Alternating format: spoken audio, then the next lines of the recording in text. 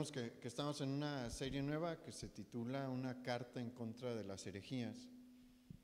Y nuestro mensaje de hoy se titula La transformación por la obra de Cristo. Y la semana pasada vimos cómo el apóstol Pablo comienza a abordar la supremacía de Jesús.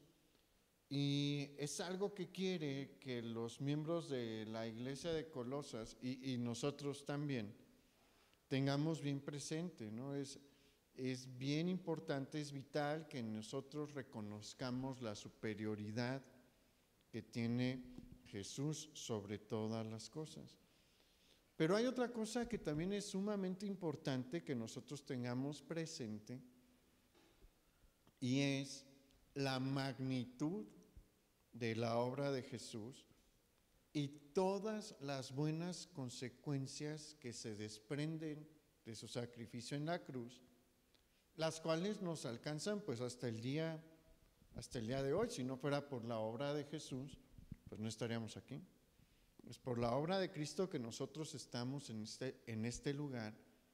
Es por la obra de Cristo que nosotros estamos con seguridad de cuál es nuestro destino eterno. Pero el apóstol Pablo nos va a platicar un poco más dentro de su carta cuán grande es la obra de Jesús sobre la vida del creyente. Entonces, por favor, acompáñame a Colosenses capítulo 1, versículo 21.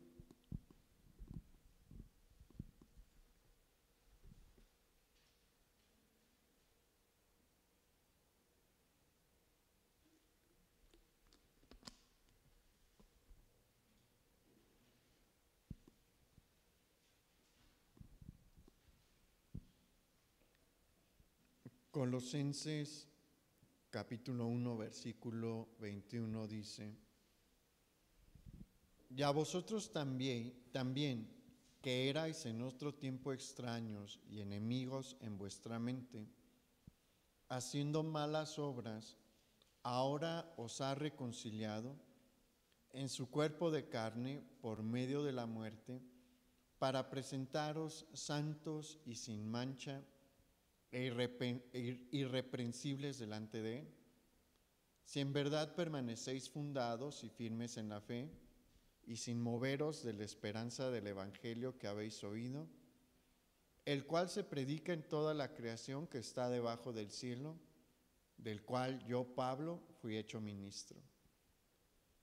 En estos versículos, Pablo comienza a recordarnos los grandes efectos y cambios que trae consigo la obra redentora de Jesús sobre la vida del creyente, iniciando haciendo mención de la condición que nosotros teníamos antes de estar bajo la obra del Señor.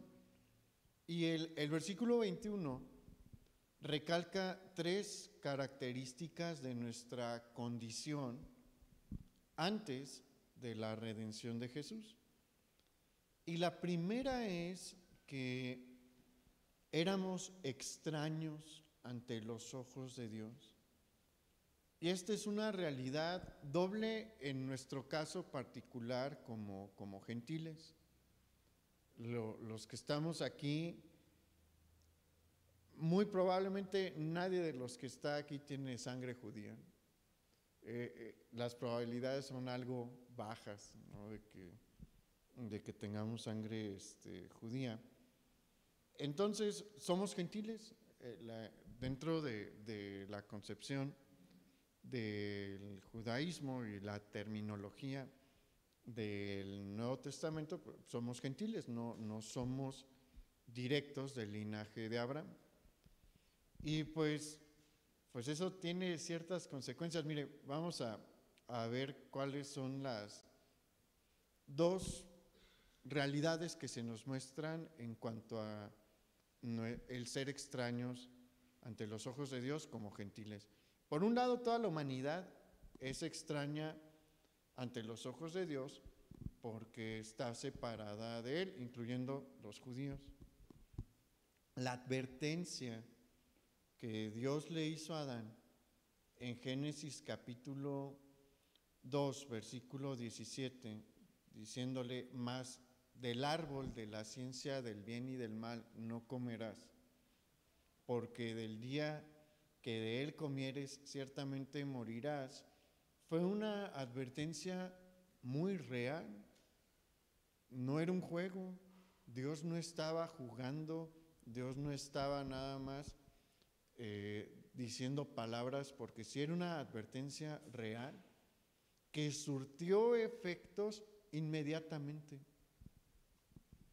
En el momento en el que Adán, por su propia voluntad, comió del árbol, del fruto del árbol de la ciencia del bien y del mal, en ese momento su armonía con Dios se rompió, su relación con Dios se rompió, hubo una separación con el Señor.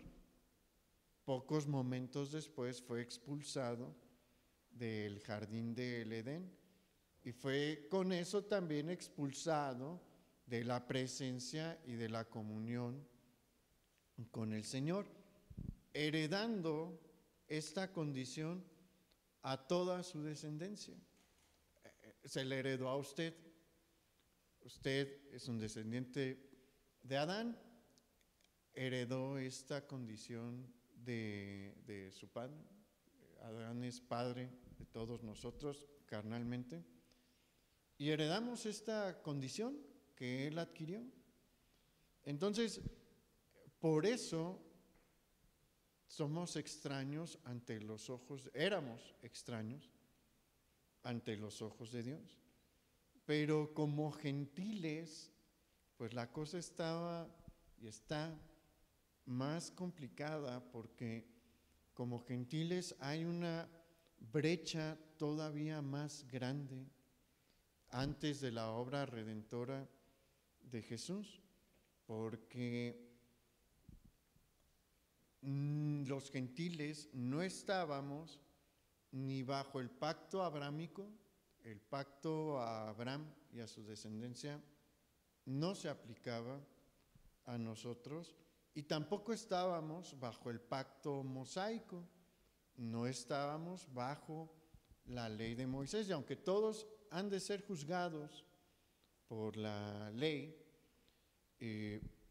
pues nosotros es una condición distinta, ¿no? Pero nuestros ancestros no estaban bajo ese pacto. Nuestros ancestros, ¿a qué se dedicaban? Bueno, ¿en qué estaban? En un paganismo total. Revise su genealogía y va a encontrar que pues va a tener sangre de aquí, de América, va a tener sangre europea, y remóntese a las raíces de los pueblos europeos y a las raíces de los pueblos nativos de aquí, y van a ver que estaban en un paganismo terrible. Esa es su herencia también. Entonces eso nos mantenía bajo una enorme lejanía en atención a Dios. Estando como gentiles, pues era una situación pues peor, porque ni siquiera la bendición y el alcance del pacto de Abraham y el pacto de Moisés recaía sobre los gentiles. Entonces, ese es el primer punto, la primera característica que señala el apóstol Pablo en cuanto a nuestra condición antes de ser rescatados por nuestro Señor Jesús. Entonces, el primer punto es que éramos extraños ante los ojos de Dios.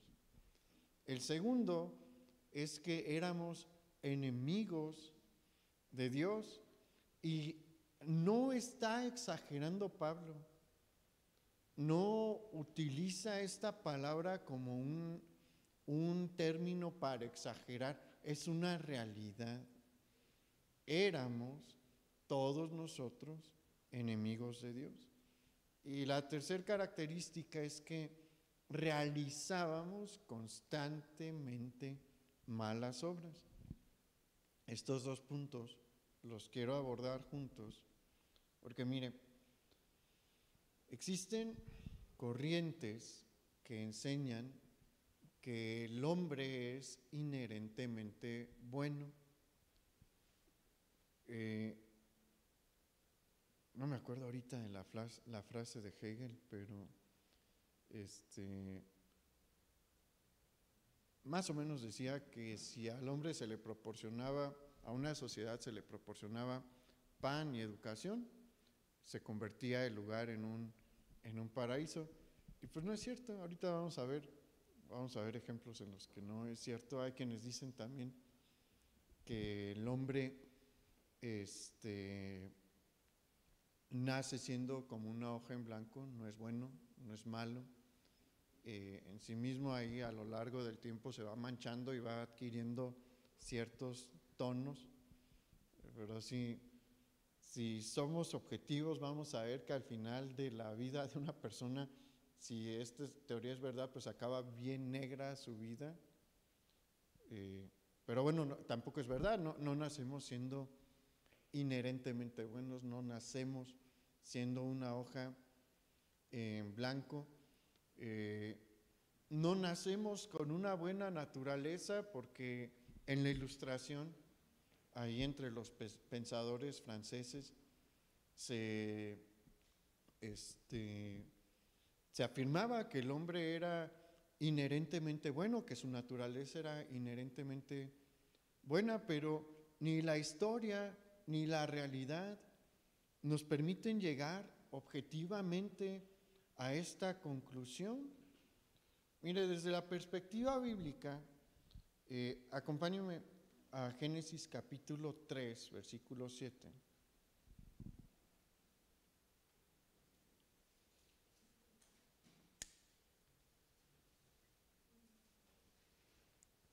En este punto es donde la naturaleza del hombre ya entró en un estado de corrupción. Este versículo tiene lugar después de que han comido Adán y Eva del fruto del árbol de la ciencia del bien y del mal. Y dice, entonces fueron abiertos los ojos de ambos y conocieron que estaban desnudos. Entonces cosieron hojas de higuera y se hicieron delantales. Ahí cambió su naturaleza. La creación original, cuando Dios crea a Adán y a Eva, ahí sí el hombre estaba en un estado de inocencia, estaba en un estado de pureza. Ahí sí era el hombre inherentemente bueno, de tal manera que la gloria de Dios estaba sobre ellos también, y pues estaban en desnudez, vivían desnudos, eran inteligentes. No debemos de creer que eran primitivos, eran muy inteligentes, pero no había malicia en ellos, no había deseos sucios en ellos, entonces por eso podían estar desnudos y no había ningún problema, no había morbosidad. Pero después de que comen del árbol de la ciencia del bien y del mal, eso desaparece, su naturaleza se corrompe y sienten pena por estar desnudos y bueno, buscan cubrirse con hojas de higuera, y pues ellos solamente podían transmitir lo que eran a la hora de reproducirse, y como ya tenían una naturaleza caída, lo único que podían heredar y transmitir era una naturaleza caída sin inocencia, y es lo que nos tocó a nosotros heredar. A partir de ese momento heredamos la condición caída de nuestros padres y su maldad también. ¿Por qué? Porque el pecado llenó el corazón de la descendencia de Adán rápido, y el primer homicidio llegó rápido. la poligamia apareció rápido. La maldad fue tan grande que colmaron la paciencia de Dios y vino el diluvio. Pero el diluvio no borró a la mayoría de la humanidad de la faz de la tierra, pero no borró la maldad dentro de los corazones del hombre, porque si vemos poco tiempo después del diluvio, cuando se multiplica la descendencia de Cam, Sem y Jafet, rápido viene la rebelión de Babel, y después de la dispersión de Babel, vamos a encontrar una larga historia de violencia del hombre contra el hombre. Nuestra historia, la historia de la humanidad, es una historia de derramamiento de sangre humana. No nos gusta verla así, pero si somos objetivos, si lo vemos fríamente, esa es nuestra historia. Nuestra historia es una historia de derramamiento de sangre humana. Todos los grandes reinos e imperios de la antigüedad se forjaron con las armas de la guerra y se bañaron en la sangre de seres humanos.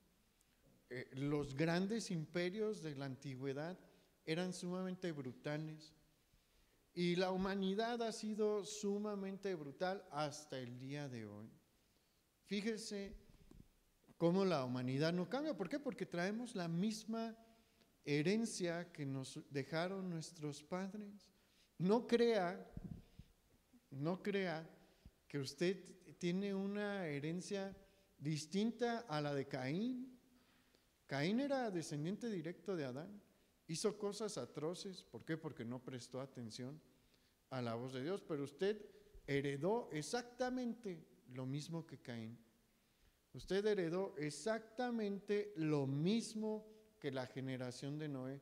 Esa naturaleza caída que había en ellos, la heredó cuando usted nació. Ahorita hemos sido regenerados, por eso la obra de Cristo es tan grande.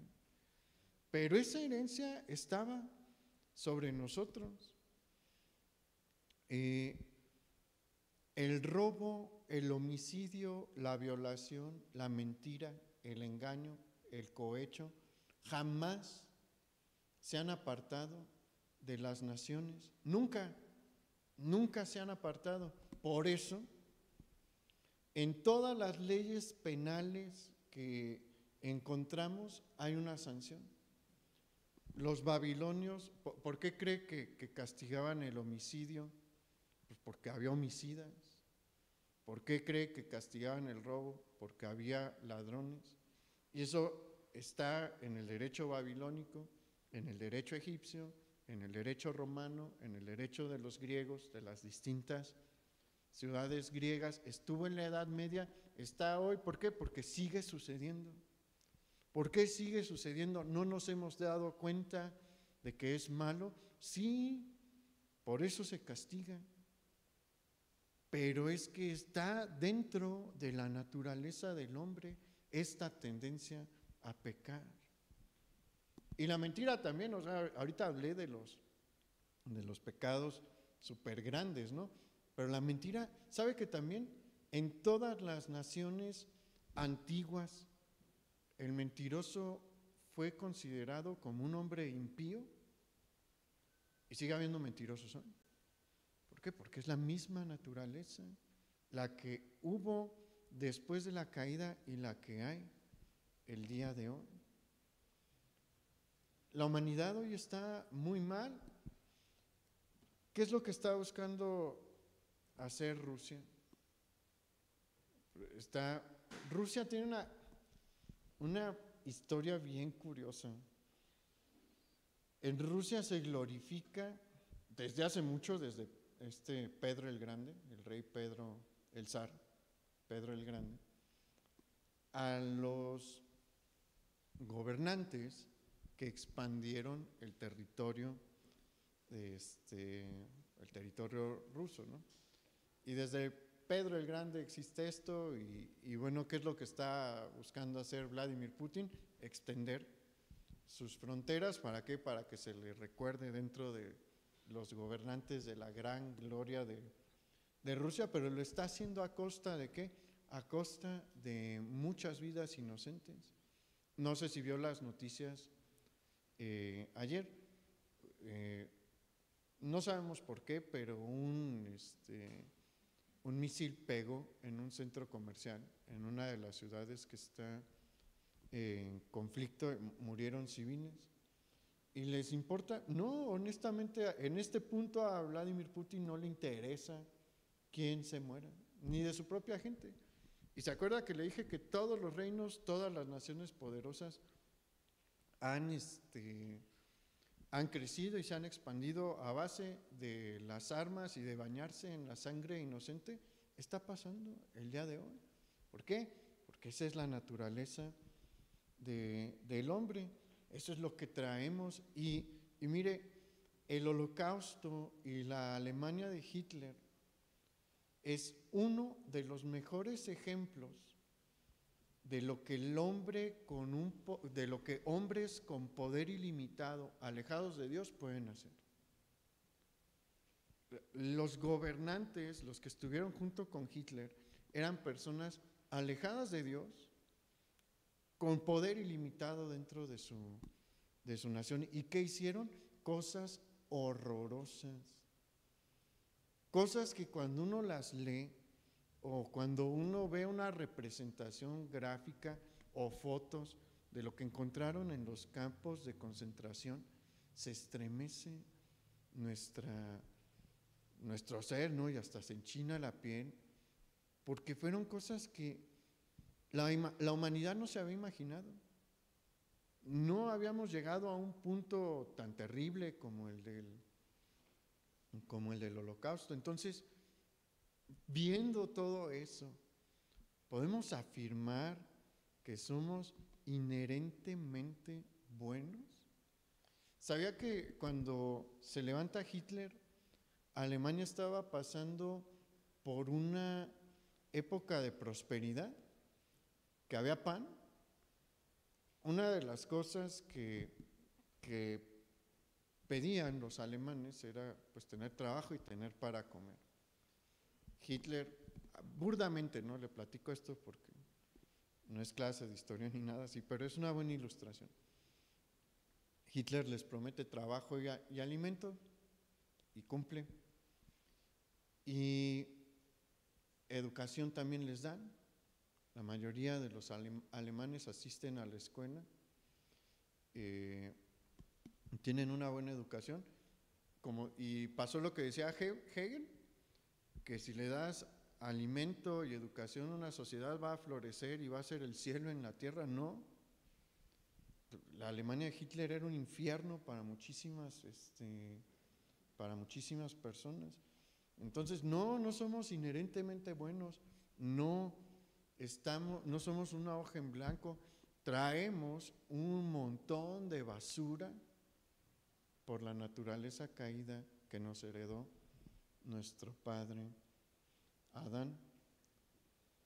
Y el apóstol Pablo resalta esta condición en la que nos encontrábamos porque es muy importante que entendamos cuál era nuestra situación.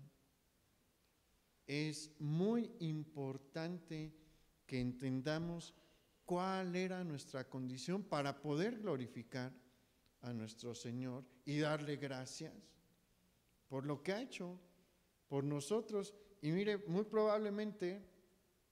muy probable que usted no haya matado a nadie, es probable que usted no haya secuestrado a nadie o que no haya violado. Es más, es probable que ni siquiera se haya robado algo en su vida. Aunque eso luego es más difícil, ¿no? Porque de niño uno se robaba luego los dulces y cosas, el cambio y cosas así. Entonces, pero la mayoría pues cometemos los pecados más atroces. Pero eso no significa que llevamos una buena vida ante los ojos de Dios. el no cometer pecados atroces como el homicidio y la violación no nos hace tener una vida recta delante de Dios, porque los pecados más pequeños, como las mentiras piadosas, ofenden la santidad absoluta de Dios. Dios tiene una santidad absoluta, eso es algo que nosotros debemos de tener bien presente. Su santidad es total, su santidad es absoluta, su santidad es perfecta, y el mínimo error, la mínima falla, ya ofende su santidad. Ya hay una ruptura con su santidad, ya no cuadramos con su santidad. ¿Qué es lo que Él pide de los seres humanos para estar en su presencia si pretenden salvarse a través de las buenas obras?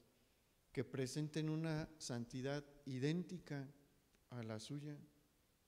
Y pues no, porque la menor falta y hace que no sea idéntica a la santidad. Y esto lo estoy hablando, estoy mencionando nada más los actos exteriores, los actos externos, pero cualquiera que entienda bien el significado de la ley de Moisés y estudie lo que Jesús hablaba sobre la santidad, se va a dar cuenta de que Dios no solamente toma en cuenta los actos externos, sino que le importa lo que pasa aquí adentro. Y allí es donde cualquier persona que sea honesta va a reconocer que es cierto lo que el apóstol Pablo estaba diciendo: pecamos contra Dios seguido, constantemente, porque tal vez no cometemos un montón de pecados físicamente, pero dentro de nuestras fantasías, dentro de nuestros pensamientos, del mundo de nuestros pensamientos, cometemos un sinnúmero de pecados. ¿No se ha imaginado sonándose a alguien que le hizo enojar? ¿O no le ha dicho de palabrotas en su mente a alguien que se le metió en el tráfico? Y son cosas triviales, ¿no? Pero hay gente que sí se imagina matando a alguien y que lo desea en su corazón, no se anima a hacerlo, pero en su corazón lo desea. El Señor fue tan enfático en cuanto a cómo ve uno a la mujer, y dijo que cualquiera que desea una mujer para tenerla en sus pensamientos ya adulteró. ¿Por qué? Porque muchos lo hacen. Muchos imaginan atrocidades con las mujeres en su mente. No realizan el acto físico, pero en su mente hicieron barbaridad y media, y Dios lo toma en cuenta. Entonces, es una realidad lo que el Señor dijo a través del apóstol Pablo. Éramos enemigos de Dios, estábamos en enemistad con Dios y cometíamos un montón de pecados todos los días.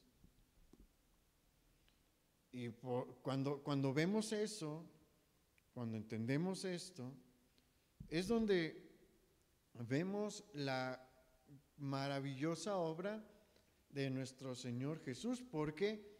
Porque a pesar de que éramos ajenos a Dios, éramos extraños a Dios, a pesar de que éramos sus enemigos, y a pesar de que hacíamos continuamente el mal, su obra nos reconcilia con el Padre y cambia esa condición.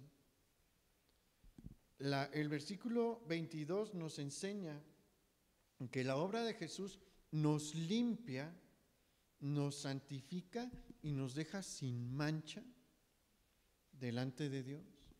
¿Por qué? porque la justicia de Jesús es puesta sobre nosotros.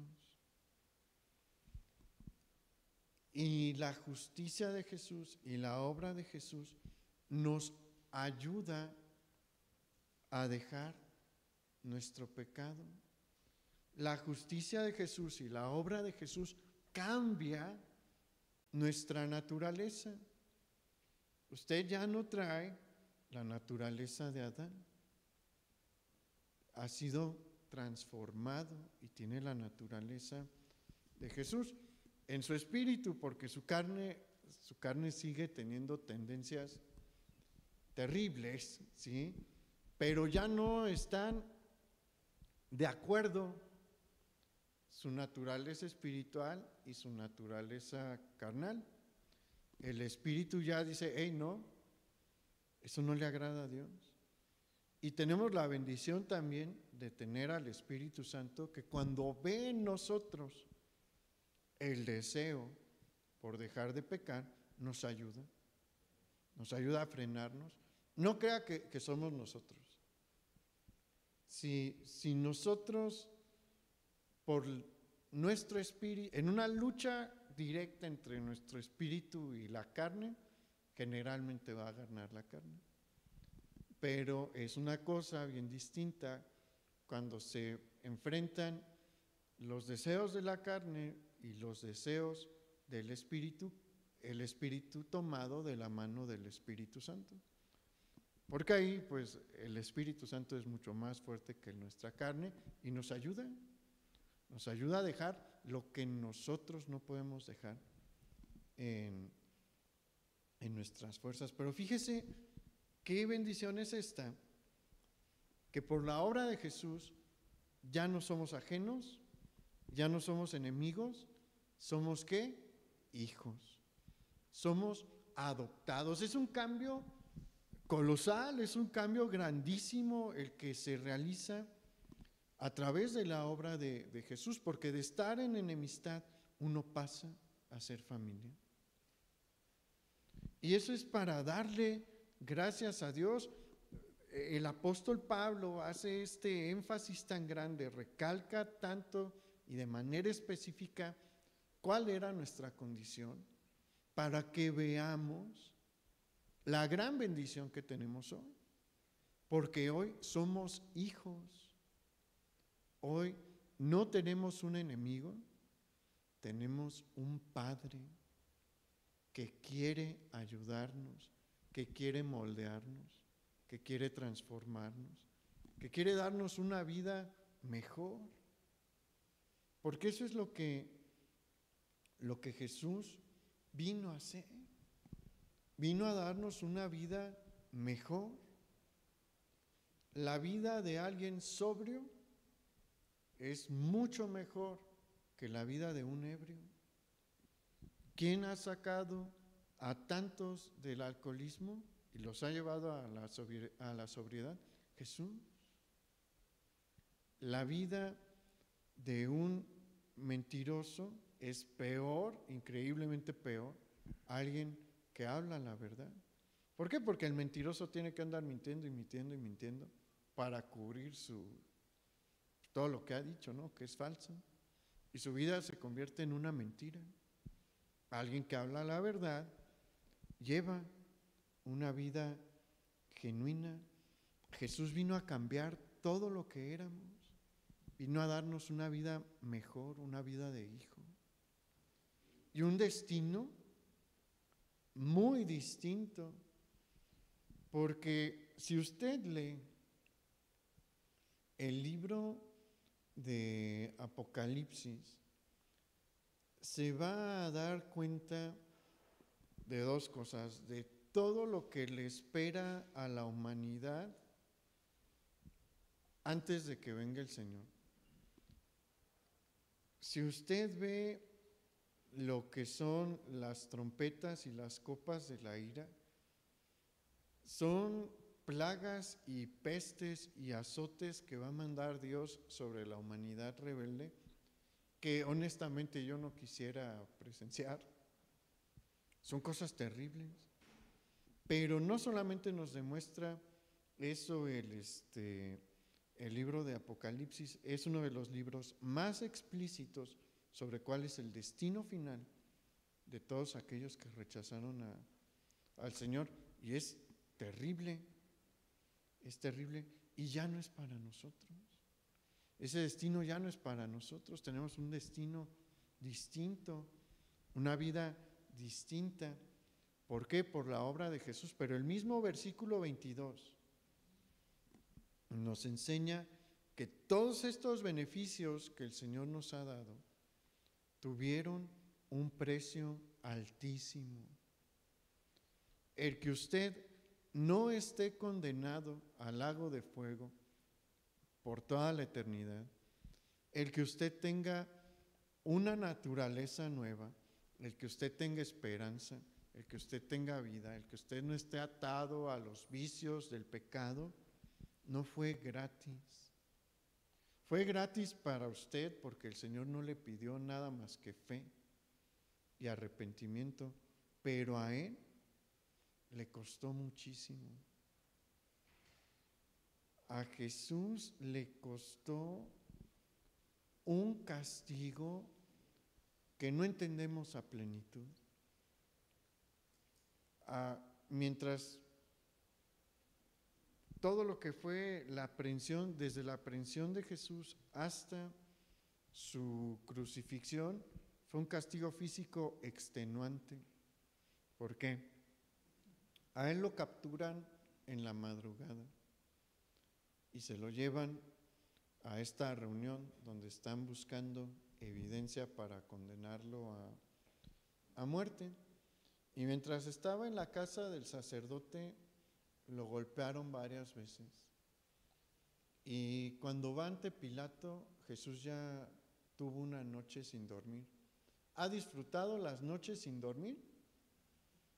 Hay gente que se pone de muy, muy mal humor cuando no duerme bien una noche.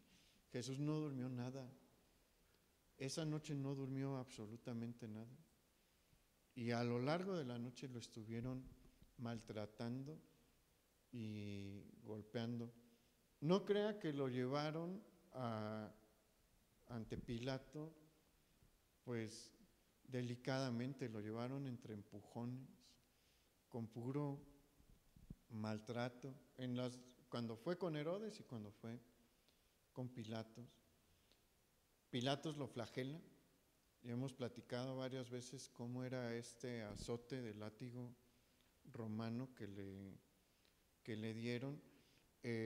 Lo obligan a Jesús a cargar su propia cruz por varios kilómetros desde donde estaba Pilatos hasta el Calvario, eran varios kilómetros. La cruz, no crea que era,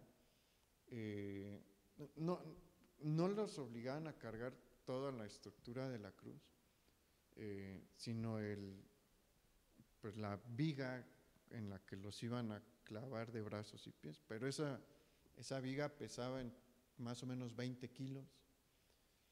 Jesús está tan debilitado por la golpiza que le han dado y los latigazos, que los soldados le dicen a Simón de Cirene: carga tú la cruz, porque físicamente Jesús ya no podía. No crea que los soldados eran buenas personas, no personas compasivas, pero su orden es ejecutar a Jesús en la cruz, y dijeron: si sigue cargando esto se nos va a morir en el camino, lo tenemos que colgar. Entonces por eso le piden a Simón de Cirene que cargue la cruz. A Jesús lo crucifican de la manera más pues más cruenta posible, porque había varias maneras, ¿no?, en las que te podían crucificar. En unas los colgaban nada más de los árboles y les extendían los brazos y los dejaban ahí hasta que se murieran. En otras pues sí los ponían en esa estructura en forma de cruz, pero nada más los amarraban y se morían de asfixia, a veces de pues asfixia, hambre y sed, juntos todos. Pero la de Jesús fue la más cruel posible, porque en esa sí se estaba perforando pies y manos, y me puse a ver los clavos que usaban, y encontraron hace poquito en Jerusalén, en una tumba, era la tumba de un crucificado, y encontraron los clavos que utilizaban para la perforación del pie. Es un clavo larguísimo, pero delgadito, porque la intención sí era que no rompieran los huesos, sino que perforaran los tendones y los ligamentos. ¿Para qué? Para proporcionar el mayor dolor posible. El objetivo de los romanos era proporcionar la experiencia más dolorosa posible en el tipo de crucifixión que Jesús sufrió. Y aparte de todo lo que está experimentando físicamente, su alma está en agonía, porque Dios el Padre está castigando a Jesús de la manera en la que debió de habernos castigado a nosotros. Y eso es algo que, y bueno, yo creo que si se pone a analizar y toma en cuenta la santidad absoluta del Señor, imagínese cómo le iría a usted. Honestamente mal. O sea, sería un castigo intenso el que el Señor tendría que aplicar sobre nosotros. No piense en su vida cristiana, piense en lo que estaba atrás. ¿Cómo cree que debería de ser su castigo delante de un Dios santo? Bueno, eso y lo de su vecino y lo de toda la humanidad lo recibió Jesús en su espíritu. Entonces fue un precio altísimo el que Jesús pagó. Su agonía física y espiritual fue muy intensa, y por eso es que debemos de estar agradecidos, porque lo que Él hizo no fue poca cosa. Estos grandes beneficios que tenemos por su obra redentora costaron mucho. Fue un precio muy, muy alto. ¿Y qué es lo que nosotros debemos de hacer? Bueno, pues mantenernos fieles al Señor, que pagó ese precio tan alto por nosotros. Si nosotros tenemos esto en nuestra memoria, también nos va a ser más difícil pecar. ¿Por qué? Porque cada vez que pecamos estamos siendo infieles a Dios. Y algo en nuestra alma y en nuestro espíritu nos dice que no está bien que después de lo que el Señor ha hecho por nosotros, nosotros le paguemos mal. Tener presente su obra y lo que Él ha hecho por nosotros nos lleva a buscar dejar de pecar. ¿Por qué? Porque hay una actitud de gratitud hacia Dios. Ahora vamos al versículo 24 ahí en Colosenses 1, por favor.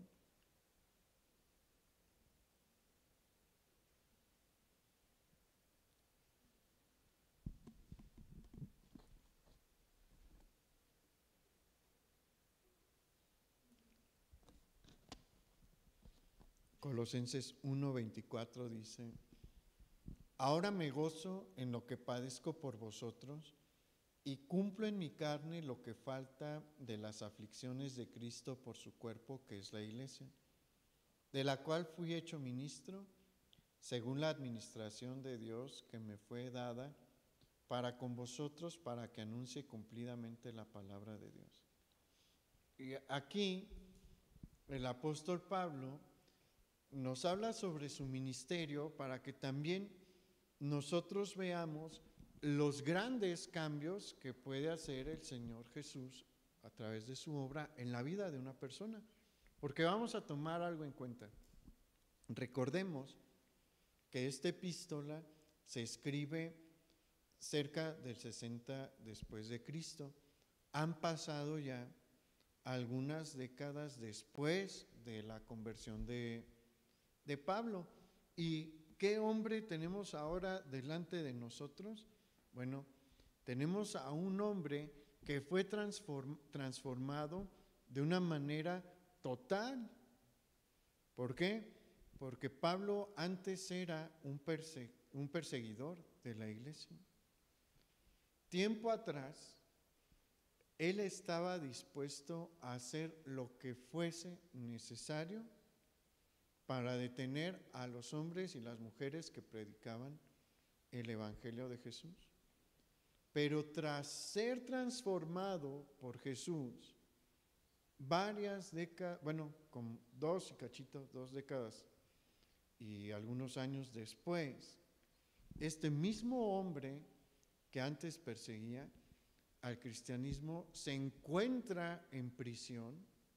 ¿Por qué? Por predicar el evangelio que antes perseguía. Él es un ejemplo de cómo Dios transforma una vida de un punto a otro. Y eso hace con todo aquel que se convierte y se entrega a Él genuinamente. Mira, a mí me ha tocado ver personas que estaban totalmente entregadas al alcohol y que entregan su vida al Señor y cambian. No más alcohol. A personas, esos son casos más raros, pero sí he visto de personas que estaban en una adicción a las drogas severa y el Señor los cambia sin necesidad de que los encierren. Cuando hay una entrega genuina, el Señor cambia el corazón de las personas, cambia su naturaleza. No necesitan de los métodos del mundo para ser transformados. El poder de Dios es capaz de hacer las cosas mejor que como las hace el hombre. Vamos al versículo 26. El misterio que había estado oculto desde los siglos y edades, pero que ahora ha sido manifestado a sus santos, a quienes Dios quiso dar a conocer las riquezas de la gloria de este misterio entre los gentiles, que es Cristo en vosotros, la esperanza de gloria, a quien anunciamos, amonestando a todo hombre y enseñando a todo hombre en toda sabiduría, a fin de presentar perfecto en Cristo Jesús a todo hombre, por lo cual también trabajo, luchando según la potencia de Él, la cual actúa poderosamente en mí. En estos versículos, Pablo habla sobre una de las características más importantes de su ministerio, el ministerio personal de Pablo, que era ¿cuál?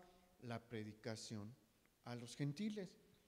El ministerio de Pablo estaba completamente enfocado en la predicación hacia los no judíos. Y Pablo fue usado por Dios para acelerar el plan que Dios ya había diseñado y que ya había puesto en marcha, pero es hasta que Dios empieza a usar a Pablo que este plan que Dios tenía recibe un acelerón pues sustancial. ¿Cuál era ese plan? Bueno, incluir a los gentiles dentro de la iglesia bajo el mismo nivel que los judíos. Antes de la obra de Jesús, el pueblo de Dios era exclusivamente Israel. Y para formar parte de Israel era muy complicado. ¿Por qué? Porque ellos tenían también la instrucción de no casarse con gentiles. Entonces, formar parte del pueblo, el pueblo escogido de Dios, era sumamente difícil.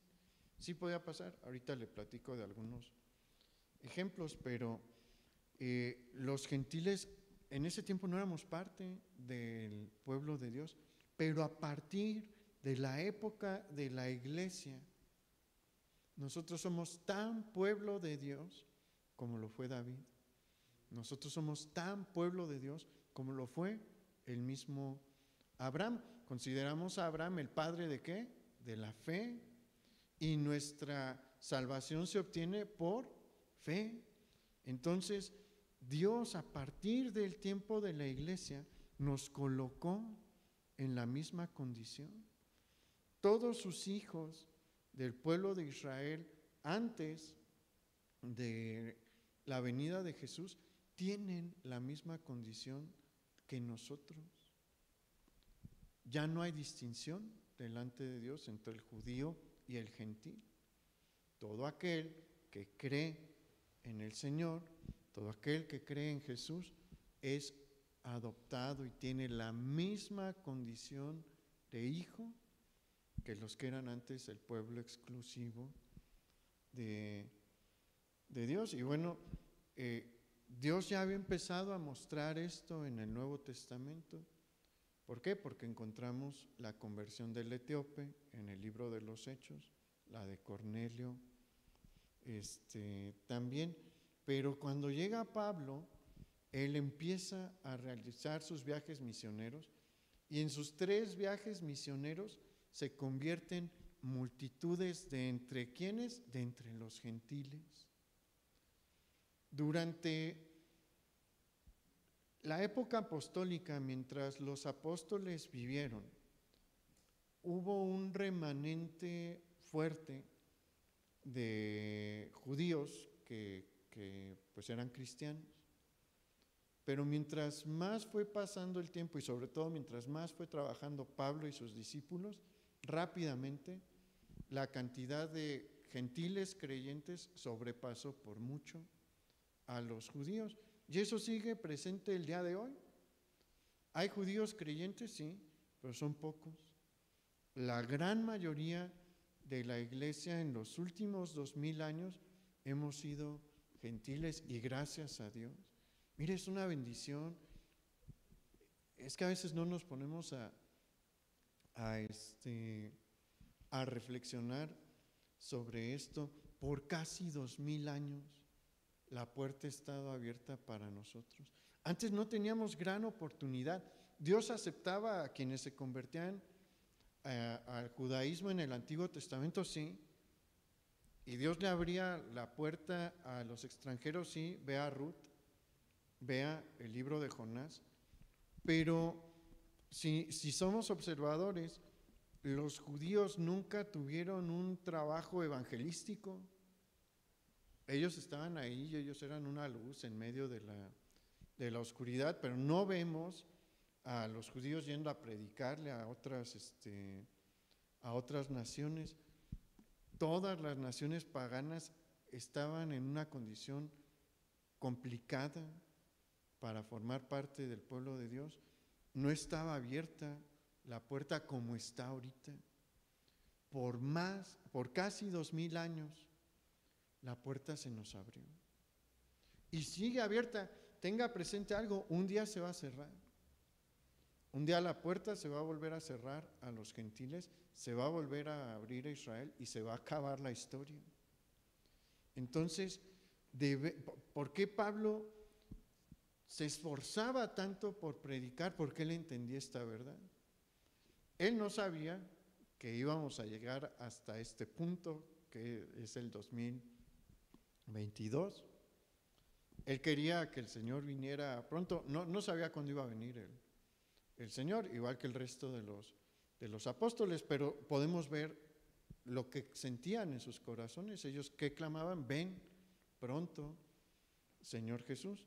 Gracias a Dios, pues ha tenido este tiempo de gracia y nosotros hemos sido incluidos, pero Pablo sabía, igual que Juan, que un día la puerta se iba a volver a cerrar hasta a los gentiles. Por eso había que esforzarse por predicarle a los gentiles. ¿Y sabe qué? Hoy el día de que se cierre la puerta está más cerca. Entonces, ¿qué es lo que debemos de hacer como iglesia? echarle ganas a predicarle a nuestra gente, porque todavía estamos a tiempo de salvar almas. Todavía hay una puerta abierta para los gentiles, entonces no debemos de dormirnos disfrutando de nuestra salvación nada más. La puerta sigue abierta y Dios quiere que sus obreros, que es usted y que soy yo, nos pongamos a compartirle a los demás. Mire, la cantidad de gentiles que nos hemos salvado en este tiempo supera a la cantidad de judíos que han vivido a lo largo de la historia. Dios ha decidido tomarnos como su nación también, pero no queda tanto tiempo. Lo debemos de aprovechar. Y hay unos detalles importantes en los versículos 26 y 28, y quiero cerrar con estos detalles, porque ¿se acuerda cómo se titula nuestra serie? Una carta en contra de las herejías. A lo largo de toda la carta, el apóstol Pablo va a estar atacando a algunas herejías que se han levantado en la iglesia de Colosas y de la región del Lico, como platicamos en nuestro mensaje anterior. Y aquí va a aprovechar para tocar dos puntos de estas herejías. ¿Y sabe qué? Este tipo de herejías se siguen levantando, periódicamente se levantan. Y vamos a ver qué es lo que dice Pablo, porque nada nos garantiza que en un poco tiempo no se pueda levantar algo así, pero tenemos en la Escritura una referencia sobre cómo contestar a estas enseñanzas falsas. En el versículo 26, Pablo deliberadamente va a usar la palabra misterio, y Pablo no utiliza esa palabra por casualidad. Dice el misterio que había estado oculto desde los siglos y edades, pero que ahora se ha manifestado a sus santos. ¿Por qué utiliza Pablo esta palabra misterio?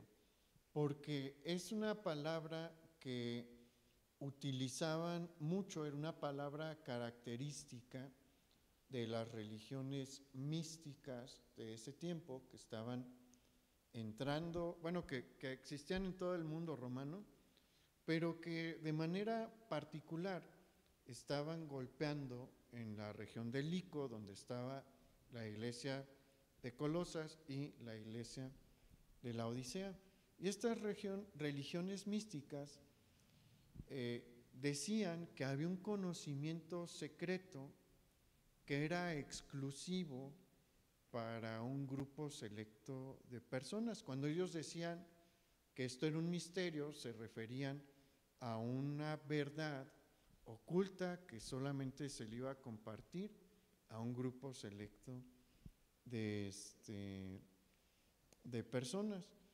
Y Pablo utiliza esta palabra para enfatizar que la revelación que estaba dando Dios de que la salvación era para los gentiles no era un conocimiento oculto, era un conocimiento público. La revelación dada por Dios era una revelación pública. Los misterios de Dios, cuando Él los revela, los hace de manera pública para que tengan a estos misterios acceso todos. Dios no es un Dios elitista. Dios no es un Dios que excluye en virtud de conocimiento de situación económica, de sexo o de grupo étnico. Él es un Dios que expone sus verdades para que tengan acceso todos. Especialmente esta verdad en la que dijo, voy a abrirle la puerta de la salvación a los gentiles y quiero que todos lo sepan. No era un conocimiento para mantenerlo callado, no era un conocimiento para pasárselo nada más a un grupito, no. Era un conocimiento para que todo mundo dentro del pueblo gentil lo pudiera escuchar. Entonces, mire, hay mucha gente que utiliza este tipo de estrategias para jalar a las herejías. He escuchado que frases como que este tipo de revelación son nada más para grupos selectos de personas, que este tipo de sabiduría es exclusiva de un grupo especial, un grupo pues de élite. Eso no es el patrón que Dios enseñó. El patrón que nosotros vemos en el Nuevo Testamento es que el conocimiento de Dios está al alcance de todos. Que Dios no anda escondiendo allí su mensaje para dárselo nada más a un grupito de personas. Su mensaje general de salvación es para todos. Y ciertamente hay quienes tienen más conocimiento que otros. ¿Por qué? Porque estudian más. Esa es otra historia, ¿no? Yo le he platicado que Dios no le va a traer a su memoria los pasajes bíblicos que usted nunca ha leído. No, no lo va a hacer. Si usted quiere conocer a Dios, ahí están los textos, ahí está la Biblia. Puede descargarla, puede tener una en su casa física. Ahí está. Para que usted la lea. Dios no la va a leer por usted, Dios no la va a memorizar por usted. Esa es otra cosa. Pero su mensaje está allí. Si usted lo quiere conocer, está para que usted lo conozca y lo lea y lo estudie. Eso es un punto y aparte.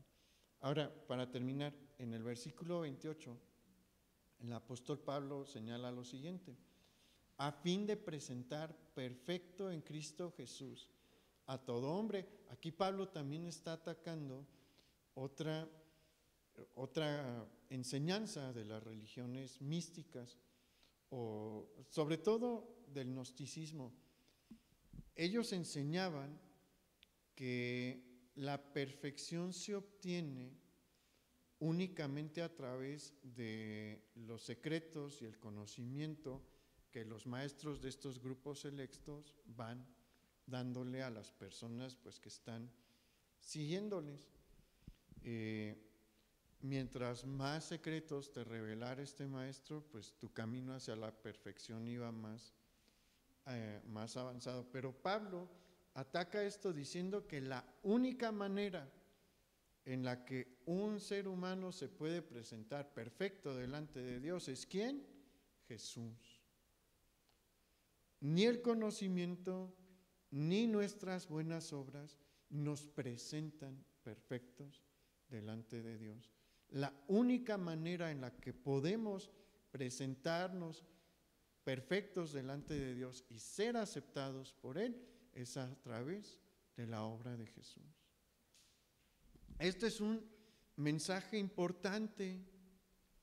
Esto es algo de suma importancia, porque la verdad es que sí se puede sentir uno atraído con este tipo de herejías, este tipo de grupos, porque cuando empiezan a decir, es que esta es una verdad para un grupo selecto, ahí que están explotando nuestro orgullo. Y uno empieza a decir, es que soy bien especial, es que soy bien inteligente, es que hay algo especial en mí, por eso a mí me quieren revelar este conocimiento exclusivo. Y bueno, se cae en esa trampa y acaba uno en una herejía. El conocimiento de Dios es público, la revelación de Dios es pública, ya está allí, ya está la Biblia completa. Todo lo que Dios nos quiso revelar sobre su persona ya está allí. No le debemos de agregar, no le debemos de quitar. Y nunca nos vamos a salvar por nuestro conocimiento, nunca nos vamos a salvar por nuestras buenas obras. Estamos aquí y hemos sido salvos por la obra de Jesús y nada más. Y su obra es la que nos hace aceptos delante del Padre.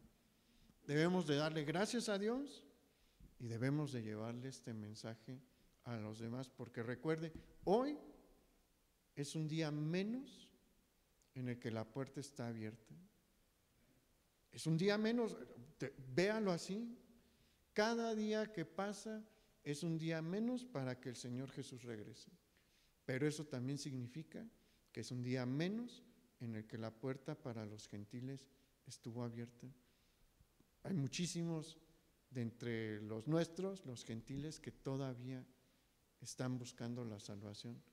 Vamos a compartir, vamos a predicar. Acompáñenme a orar. Bendito Padre, te damos muchas gracias por estas palabras que tú nos das. Gracias porque nos has cambiado. Vivimos una vida mejor hoy. Y es por tu obra, es porque tú nos salvaste, es porque tú nos cambiaste. Y te damos las gracias, Señor. No tenemos palabras suficientes para mostrar la gratitud como te la mereces, pero queremos, Señor, decirte gracias y queremos llevar una vida que muestre esta gratitud también. Ayúdanos, Señor, porque no fue poco lo que diste, no fue poco lo que hiciste. Y te pedimos que nos uses como a Pablo, Señor.